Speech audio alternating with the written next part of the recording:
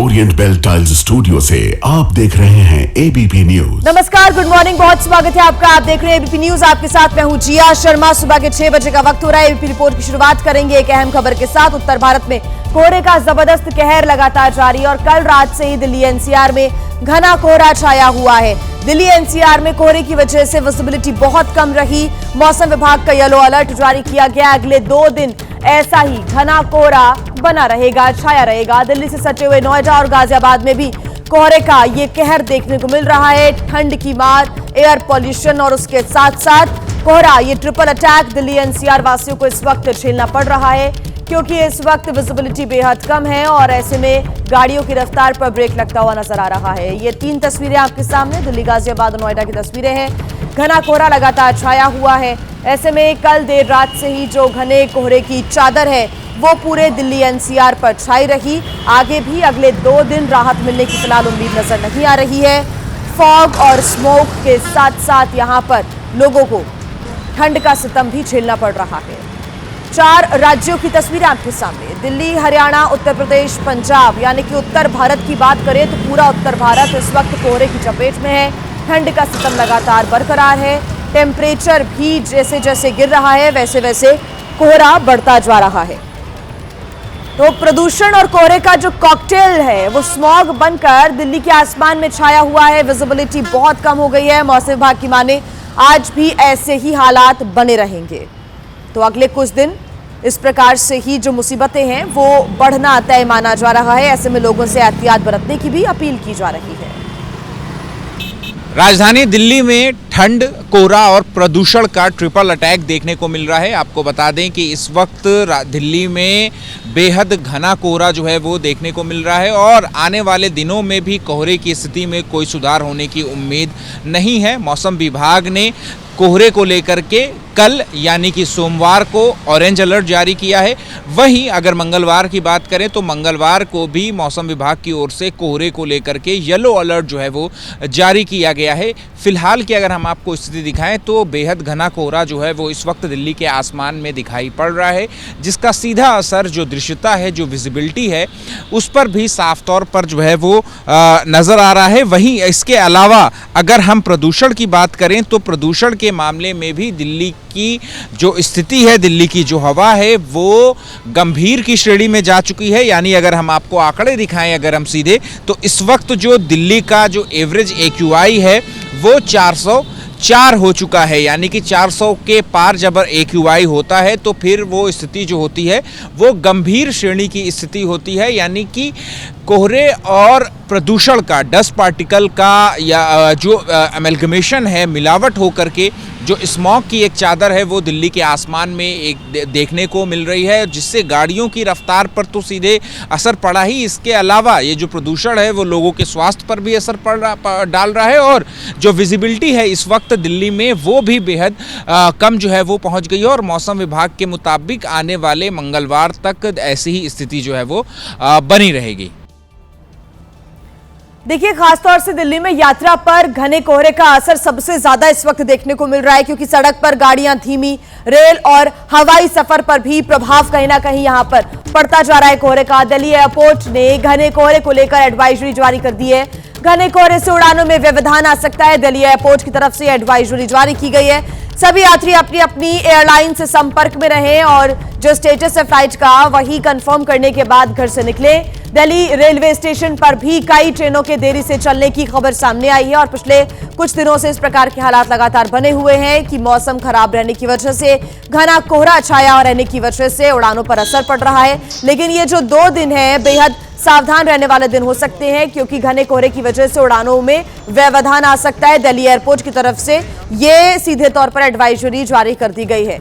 ये तस्वीरें आप देख रहे हैं दिल्ली एयरपोर्ट और दिल्ली रेलवे स्टेशन की, ये तस्वीरें जहां पर उड़ानों पर तो असर पड़ ही रहा है और साथ ही साथ जो ट्रेनें हैं उनका भी देर से चलना और साथ ही रद्द होना, यह सिलसिला लगातार जारी है। वहीं हरियाणा और पंजाब में भी कोहरे की मार देखने को मिल रही है। हरियाणा में कोहरे की वजह से विजिबिलिटी बेहद कम रही। हरियाणा के कैथल, फरीदाबाद और करनाल में भीषण कोहरा छाया हुआ है। पंजाब के पटियाला में भी कोहरे और शीतलहर से अब परेशानी लोगों की बढ़ती जा रही है।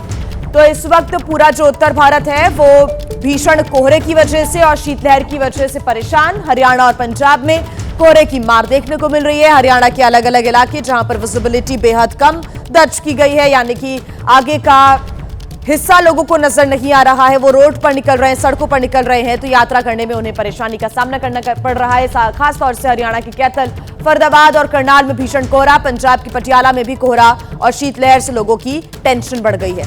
ये 4 तस्वीरें आपके सामने, कैथल, फरीदाबाद, करनाल, पटियाला। आगे का देख पाना बेहद मुश्किल, जहां तहां कई गाड़ियां रुकी हुई हैं, तो वहीं अपनी गाड़ियों की पार्किंग लाइट्स ऑन करके, फॉग लाइट्स ऑन करके लोग सड़कों पर उतर रहे हैं।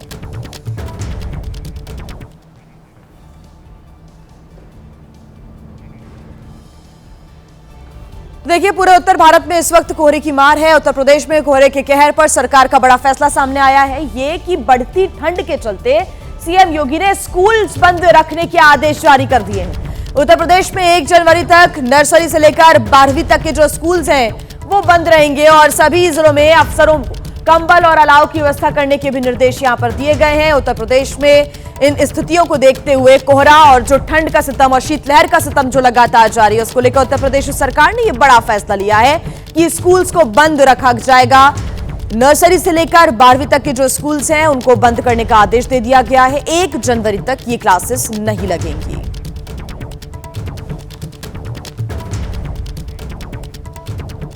और आइए अब खबरों में आगे बढ़ते हैं। केंद्रीय मंत्री प्रतापराव जाधव की गाड़ी हादसे का शिकार हो गई। सड़क हादसे में 3 लोग गंभीर रूप से घायल बताए जा रहे हैं। बड़ी खबर आपको बता रहे हैं, महाराष्ट्र के वाशिम में ट्रक ने गाड़ी को टक्कर मार दी। हादसे के वक्त गाड़ी में केंद्रीय मंत्री प्रतापराव जाधव सवार नहीं थे, लेकिन जानकारी ये मिल रही है कि इस हादसे में 3 लोग गंभीर रूप से घायल हो गए हैं, जिनका अस्पताल में इलाज चल रहा है। लेकिन भीषण टक्कर ये हुई है, तस्वीरें आप देख सकते हैं। महाराष्ट्र के वाशिम में ट्रक ने इस गाड़ी को टक्कर मार दी। एक गाड़ी केंद्रीय मंत्री प्रतापराव जाधव की बताई जा रही है। हालांकि हादसे के वक्त गाड़ी में केंद्रीय मंत्री प्रतापराव जाधव सवार नहीं थे।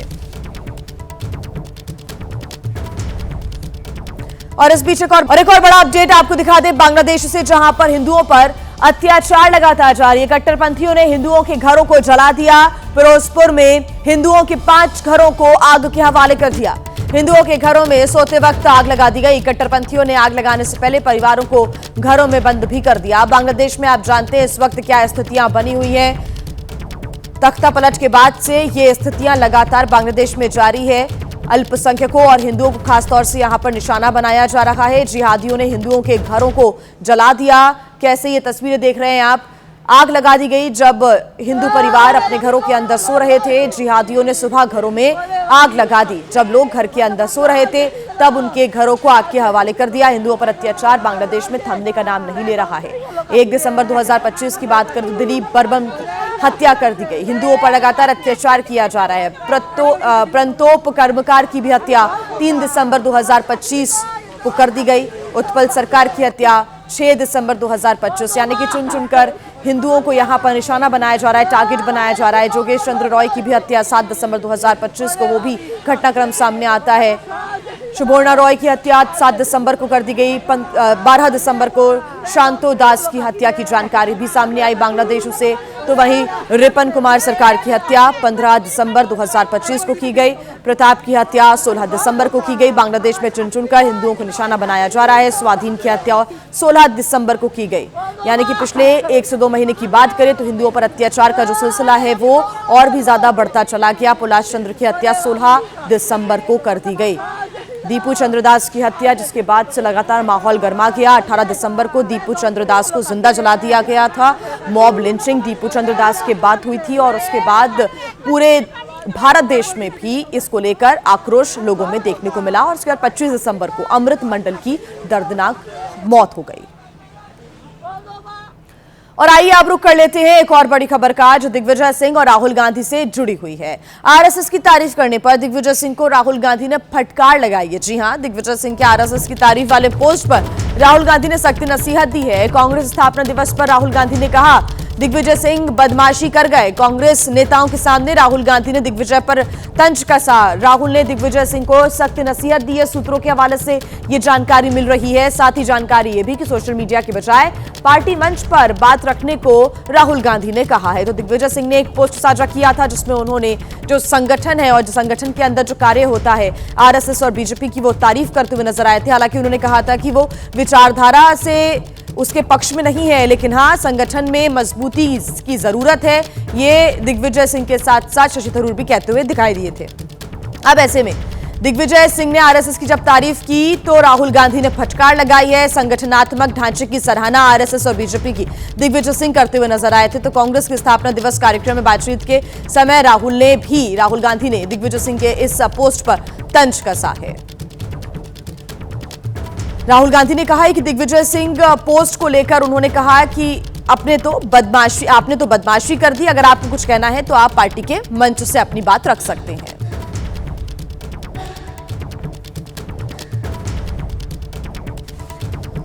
दरअसल हाल ही में कांग्रेस ने अपना 140वां स्थापना दिवस मनाया, लेकिन चर्चा का केंद्र दिग्विजय सिंह का वो सोशल मीडिया पोस्ट रहा जिसमें उन्होंने संघ की तारीफ की थी। ये बवाल दिग्विजय सिंह के इस सोशल मीडिया पोस्ट से खड़ा हुआ जिसमें उन्होंने पीएम मोदी और लालकृष्ण आडवाणी की पुरानी तस्वीर साझा करते हुए आरएसएस की तारीफ की। दिग्विजय अपने बयान पर आज भी कायम रहे। इनकी संगठन क्षमता का मैं प्रशंसक हूँ। आज जब दिल्ली में पार्टी का स्थापना दिवस मना तो दिग्विजय सिंह भी शामिल हुए और उनके साथ शशि थरूर भी नजर आए, जिन्होंने दिग्विजय सिंह की बात का समर्थन किया। जी, मैं भी चाहता हूं कि हमारे संगठन जरा से मजबूत हो और हमारे संगठन के अंदर तो डिसिप्लिन होना ही चाहिए। यानी थरूर भी बातों बातों में आरएसएस को मजबूत और अनुशासित संगठन बता रहे हैं। इस बीच कांग्रेस सांसद मणिकम टैगोर के बयान ने नया विवाद खड़ा कर दिया। ये आप अलकायदा के साथ कोई सीख सकते हैं क्या? वो संगठन अलकायदा एक नफरत का संगठन है। कांग्रेस के अंदर कुछ नेता दिग्विजय सिंह से सहमत हैं, तो कुछ कह रहे हैं कि आरएसएस सिर्फ नफरत ही सिखा सकता है। तो कांग्रेस के 140वें स्थापना दिवस पर दिल्ली में बड़ा कार्यक्रम आयोजित किया गया। पार्टी अध्यक्ष मल्लिकार्जुन खड़गे ने कांग्रेस का इतिहास याद दिलाया और आरएसएस पर हमला बोलते हुए संदेश दिया कि दिग्विजय सिंह की बातों से पार्टी कभी सहमत नहीं हो सकती।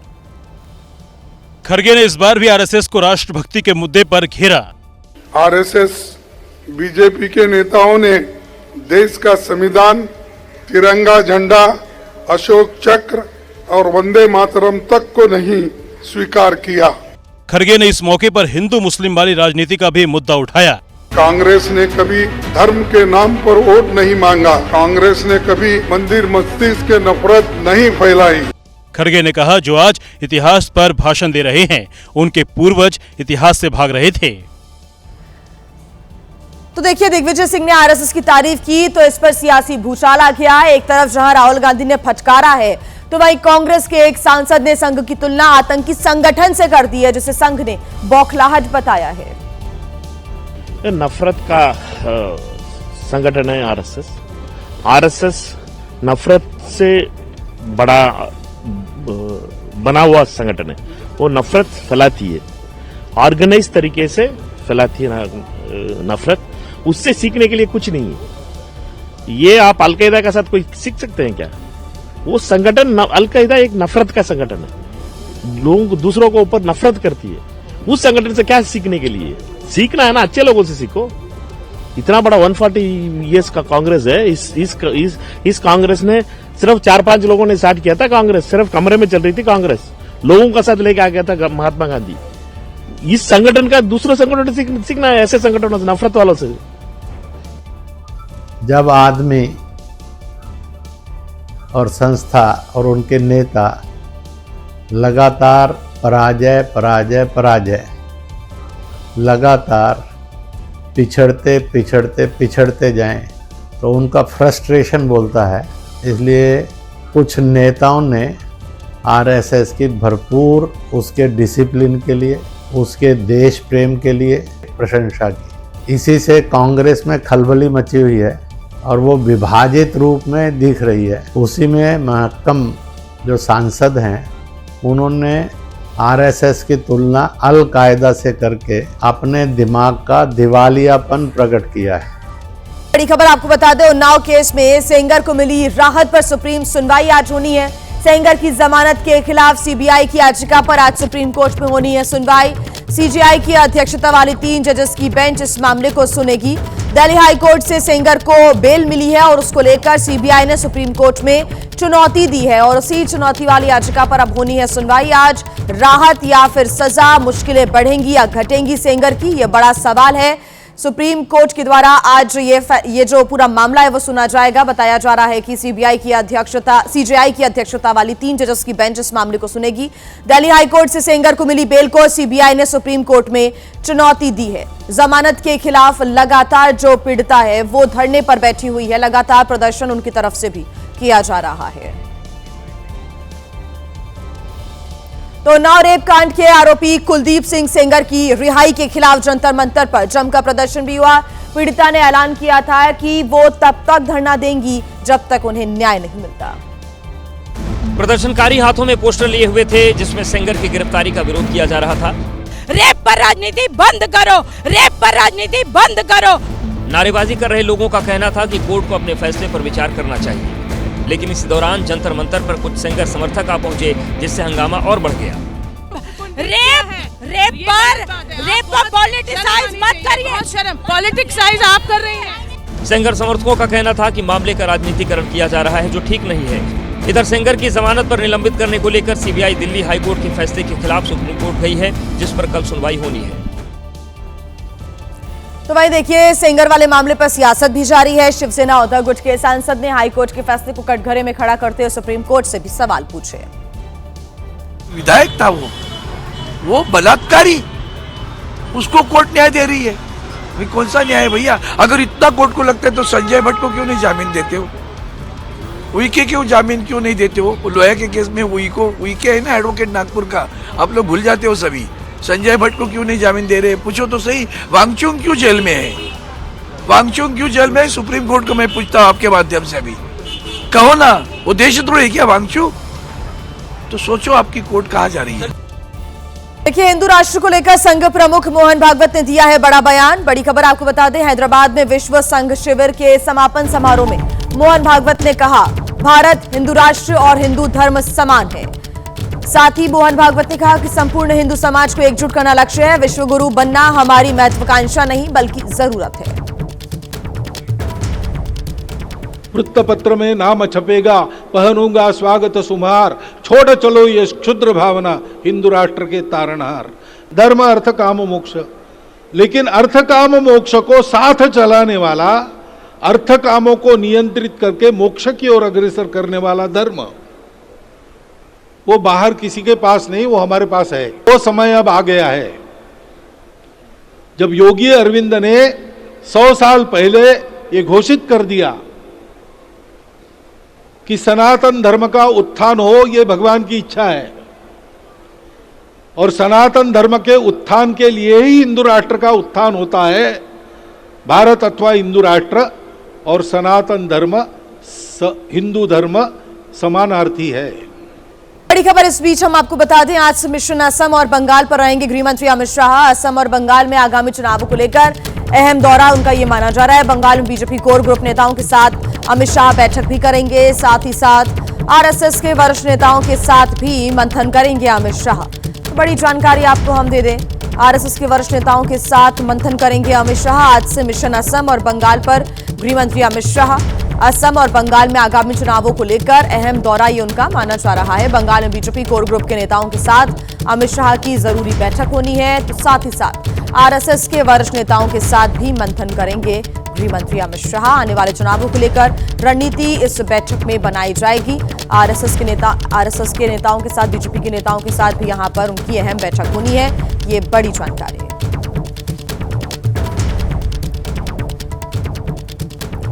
एक बड़ी खबर आपको बता दें, आज अरावली पर्वत श्रृंखला के मामले में सुप्रीम कोर्ट में सुनवाई होनी है। सीजेआई सूर्यकांत की अध्यक्षता वाली अवकाशकालीन पीठ करेगी इस केस की सुनवाई। अरावली की परिभाषा तय करने पर हुए विवाद के बाद सुप्रीम कोर्ट ने स्वतः संज्ञान लिया है। 20 नवंबर को सुप्रीम कोर्ट ने अरावली को लेकर समिति की सिफारिशों को मंजूर किया था और सुप्रीम कोर्ट के अरावली की परिभाषा तय करने के बाद देश भर में ये बहस छिड़ी थी।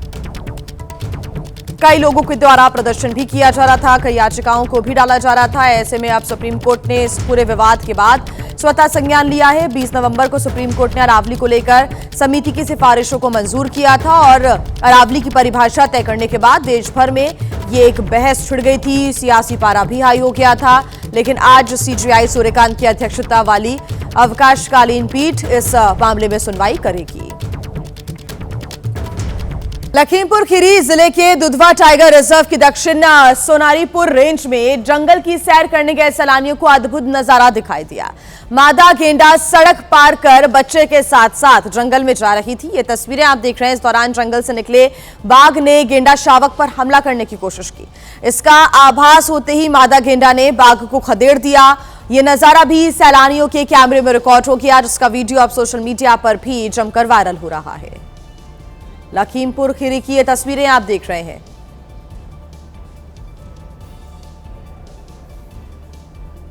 अद्भुत नजारा यहां पर देखने को मिला जब जंगल सफारी के दौरान कुछ पर्यटक पहुंचे थे। उन्हीं के सामने ये पूरा वाकया घटता है। सोनारीपुर रेंज में जंगल की सैर करने गए सैलानियों को यह अद्भुत नजारा नजर आया जब मादा गेंडा सड़क पार करके बच्चों के साथ साथ जंगल में जा रही थी और इसके बाद ही जंगल से निकले बाघ ने गेंडा शावक पर हमला करने की कोशिश की। इसका आभास होते ही मादा गेंडा ने बाघ को खदेड़ दिया। ये नजारा भी सैलानियों के कैमरे में रिकॉर्ड हो गया। अब ये जो वीडियो है वो सोशल मीडिया पर भी जमकर वायरल हो रहा है।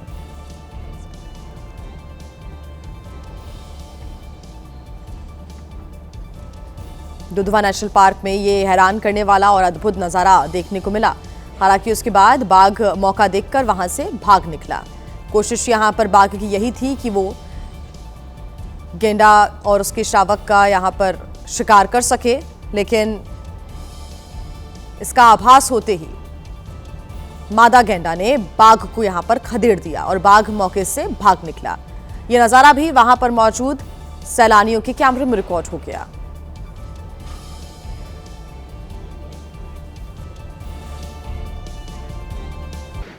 और आइए अब आपको दिखाते हैं उत्तर प्रदेश की राजधानी लखनऊ से आई खतरनाक खेल की तस्वीरें, जहां पर एक चौराहे पर एक बार फिर से स्टंटबाजी का ये जो वीडियो है वो सामने आया है। रील बनाने के नशे में चूर युवक तेज रफ्तार से गाड़ी को चलाते और खतरनाक करतब दिखाते नजर आए। ये तस्वीरें आप देख रहे हैं। अंदाजा आप इन तस्वीरों से लगा सकते हैं कि कैसे ये युवक लखनऊ में एक चौराहे पर अपनी और दूसरों की जान को खतरे में डालकर हादसे को दावत दे रहे हैं। तो खुद की जान की तो परवाह नहीं है, लेकिन दूसरों की जान को भी यहां पर ताक पर रख दिया गया। नियमों की धज्जियां उड़ा दी गई और रील की खुमारी ऐसी कि हादसों को बुलावा देने वाली ये तस्वीरें लखनऊ से आप देख रहे हैं। रील बनाने के नशे में धुत ये तमाम युवक, कोई बोनट पर चढ़कर बैठा हुआ है तो कोई रूफ से बाहर निकलकर हादसों को दावत दे रहा है।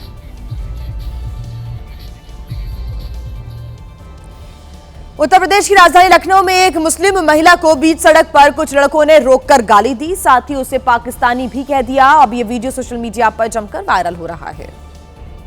मुस्लिम महिला अपने पति के साथ स्कूटी पर जा रही थी, तभी बाइक सवार लड़कों ने उसे रोक लिया। रखो तुम। इसके बाद सड़क पर कहासुनी हो गई और युवक ने महिला को पाकिस्तानी बताते हुए गाली दे दी।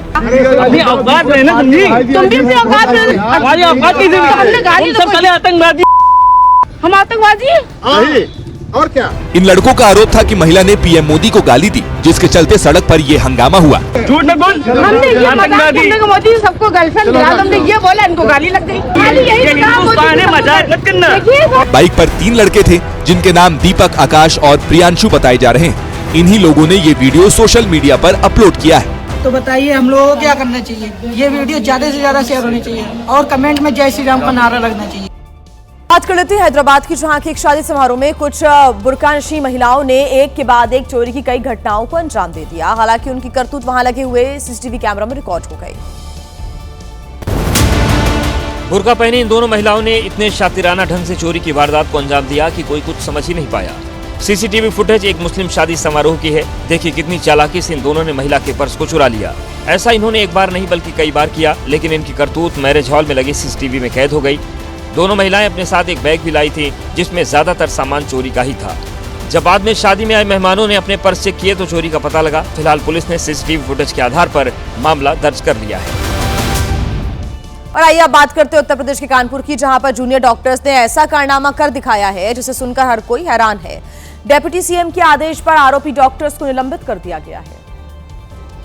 दरअसल हैलेट अस्पताल के डॉक्टर्स ने अस्पताल में इलाज कराने आए एक बीमार को मृत घोषित कर दिया। हद तब हो गई जब जूनियर डॉक्टरों ने उसकी रिपोर्ट पोस्टमार्टम करने के लिए थाने भेज दिया। बाद में जब पुलिस ने परिवार वालों को सूचना दी तो परिजन दौड़े दौड़े अस्पताल पहुंचे तो देखा कि उनका मरीज तो जिंदा था। परिवार वालों ने डॉक्टर को बताया, तब जाकर अस्पताल प्रशासन को अपनी गलती का एहसास हुआ। पूरे मामले की जांच हो रही है कि आखिर गलत रिपोर्ट क्यों बनी। वहीं डिप्टी सीएम ब्रजेश पाठक के निर्देश पर जूनियर रेजिडेंट, स्टाफ नर्स और वार्ड को तुरंत सस्पेंड कर दिया गया है। जांच के लिए 3 लोगों की कमेटी गठित की गई है, जिसे अगले 3 दिन में रिपोर्ट देनी है। उत्तराखंड के रानीखेत में 2 पत्नियों के प्यार के बीच फंसे एक युवक ने खुद को मृत दिखाने की साजिश रच डाली। हालांकि 19 दिन की तलाश के बाद पुलिस ने उसे दिल्ली के एक कमरे से ढूंढ निकाला। पुलिस ने मनोज की दिन रात छानबीन की, रानीखेत के जंगलों का कोना कोना छान मारा, लेकिन वो कहीं नहीं मिला। अलबत्ता पुलिस को एक स्कूटी जरूर बरामद हुई जो खाई में गिरी हुई थी। देखकर ऐसा लगा कि शायद मनोज किसी हादसे का शिकार हो गया, लेकिन उसकी डेड बॉडी बरामद नहीं हो पाई। मनोज ये कहकर घर से निकला था कि वो नैनीताल में किसी बैंक का इंटरव्यू देने जा रहा है, लेकिन जब पुलिस ने सीसीटीवी खंगाले तो कुछ नहीं मिला।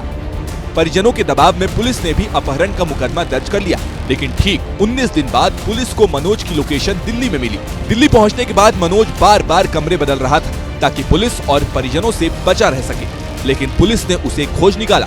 बाद में पुलिस को पता चला कि मनोज नाम का यह शख्स दोहरी जिंदगी जी रहा था। साल 2019 में उसने परिजनों को बिना बताए शादी कर ली थी। इसके बाद पिता के दबाव में उसने एक बार फिर दूसरी शादी कर ली। दोनों शादियों से मनोज के एक बच्चे भी हैं।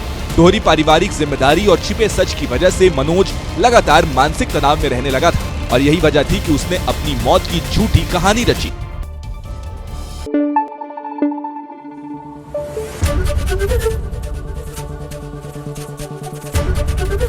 एबीपी न्यूज आपको रखे आगे।